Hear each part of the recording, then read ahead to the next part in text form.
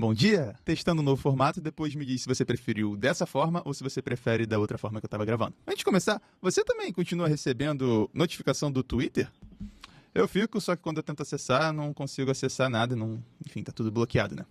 E aí, começando falando sobre isso, de forma bem rápida, eu estava vendo um vídeo esse final de semana, e eu achei muito interessante trazer como que os americanos, o americano médio, provavelmente, e até os grandes investidores, na verdade, o ponto é dos grandes investidores, veem o que está acontecendo por aqui. Bom, o apresentador começa perguntando para ele, falando primeiro que Lula é um marxista e que ele tomou o judiciário, e ele pergunta para o Kevin O'Leary, que é um investidor do Shark Tank, o que ele acha sobre a situação do bloqueio do Twitter no Brasil. Bom, é óbvio que a Fox é uma emissora que é notadamente, conhecidamente como extrema-direita, e ela faria uns comentários nessa linha. Enfim, conversa vai, conversa vem. Primeiro ele vai falar bem lá do Elon Musk, e aí depois, olha que legal.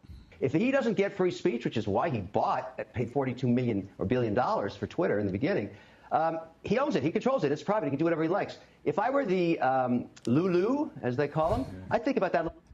Lulu, o cara não sabe nem o nome direito do presidente. Só que assim, ele tem muito dinheiro, ele é um investidor ativista, assim como N outros. Então, assim, o ponto que eu quero fazer aqui é, eles não vão querer saber por que aconteceu, não vão tentar entender se é justo ou não é.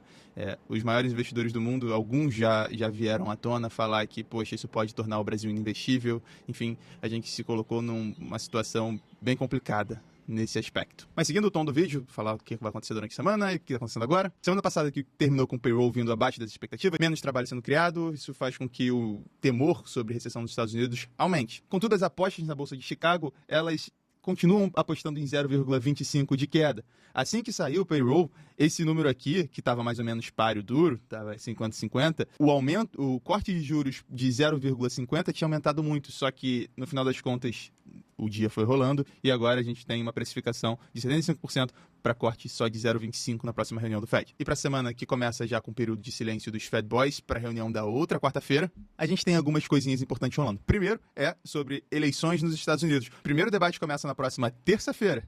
E eu tô muito curioso para ver como é que vai ser esse debate Trump e Kamala Harris. A disputa segue muito acirrada e a gente tem ali Kamala Harris liderando por 2 pontos percentuais com 49% versus 47% do Trump. Semana que além do debate lá nos Estados Unidos de eleições, começou hoje com inflação saindo lá na China, mas a inflação veio abaixo das estimativas.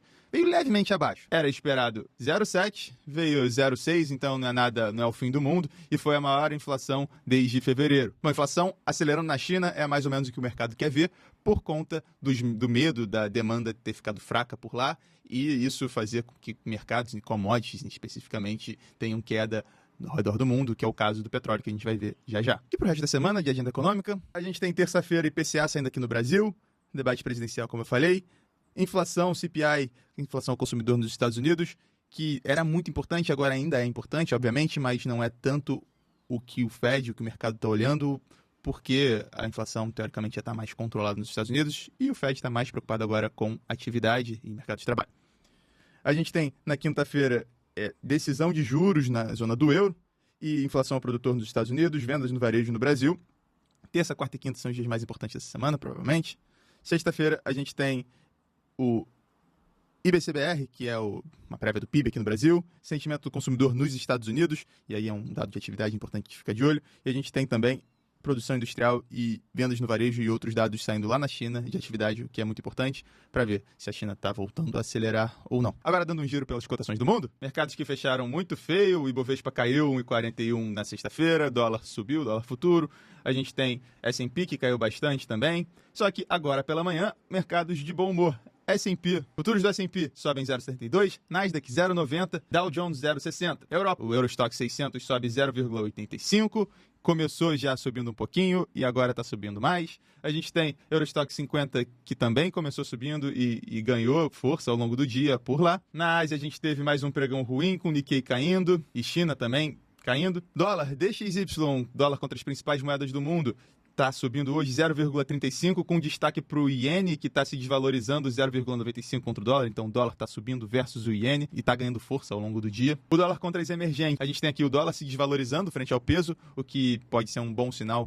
para Brasil, nossa moeda real. Mas de resto tá misto, o dólar tá se apreciando contra várias emergentes. A gente tem minério caindo 0,22%, ali na casa dos $92. Lembrando que ele chegou a bater $90 na semana passada, agora tá começando a se recuperar. Barril Brent de petróleo sobe 0,90, quase 1%, também tentando se recuperar. Na semana passada chegou a bater $70. Bom, aqui alguns fatores impactam diretamente no preço do petróleo, como China desacelerou, o preço do petróleo provavelmente está refletindo muito do que é a expectativa para uma continuação da desaceleração da China. Além disso, a gente tem a OPEP, que pode a qualquer momento decidir aumentar ou diminuir a produção, e por enquanto a OPEP decidiu postergar para dezembro qualquer tipo de aumento de produção. A gente tem, obviamente, as guerras rolando, tanto no Oriente Médio quanto Ucrânia e Rússia, que continuam fazendo com que o preço do petróleo, bom, pelo menos se estabilize e não caia tanto. E além disso, a gente ainda tem um furacão chegando na costa do Golfo dos Estados Unidos, o que pode também fazer com que o preço se segure ali na casa dos $70, pelo menos. Pode ser que a gente tenha encontrado um suporte por ali. Enfim, muito importante ficar de olho no preço do petróleo. E aí, para finalizar, Bitcoin na casa dos $55 mil,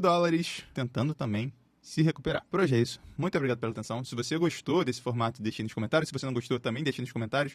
Eu vou ver se vai ser melhor para seguir da outra forma ou dessa forma. Muito obrigado novamente. Bons negócios, boa semana e até amanhã.